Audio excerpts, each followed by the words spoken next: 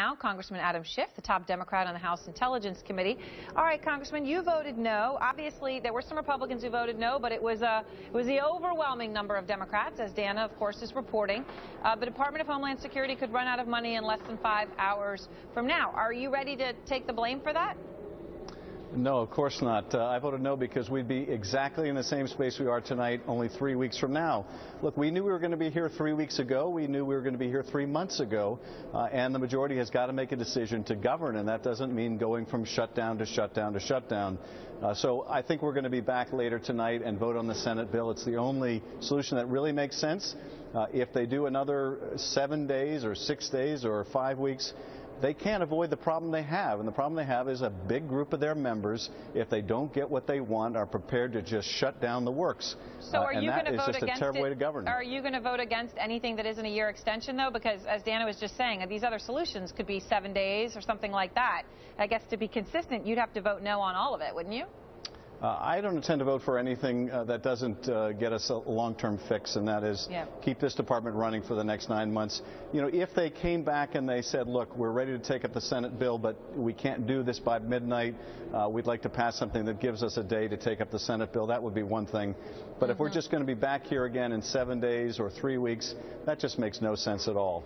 So I get your point, right, that you want it done longer. But President Obama was with you in that point, right? He wasn't thrilled that this was such a short period of time, just being a couple months. But he said he would sign the bill even despite that. So are you concerned you're hurting your party by going against the president, by really splitting with the president on this? No, I don't think so. And I think the overwhelming majority of Democrats, as we've seen really in the votes, both in House and Senate, they don't want this to be a recurrence. And I think if we capitulate here and we go to another 3-week extension and then another 3-week extension, we're basically setting a precedent where we're going to be running the government in 3-week increments. And particularly talking about Homeland Security that has, you know, very real immediate security needs that has to maintain for the country. That's the worst form of governance possible.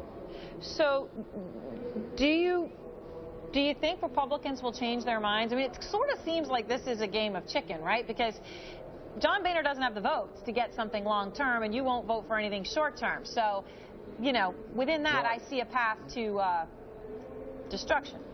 Erin, I think we've seen this movie before, as Dana was saying, and the way the movie has played out in the past is the Speaker has to put forward these votes to placate the Tea Party members of his conference, and when they fail, as the one did today, he's going to go back to his conference and say, look, we can't just keep doing this. I gave you a shot. I gave you the chance to deliver the votes. You couldn't do it, and now we've got to do something sensible. This is killing us as a party. So I think that's where we're going to end up. I hope it's going to be where we end up, because not a week goes by when we're not making arrests, it seems like, with people who are threatening this country, as we saw in New York recently. And this is just no way to run a government, and certainly not a way to run a government agency that defends the country against terrorism threats. All right, Congressman Schiff, thanks very much. Thanks, Erin. You have a long night ahead of you. And OutFront.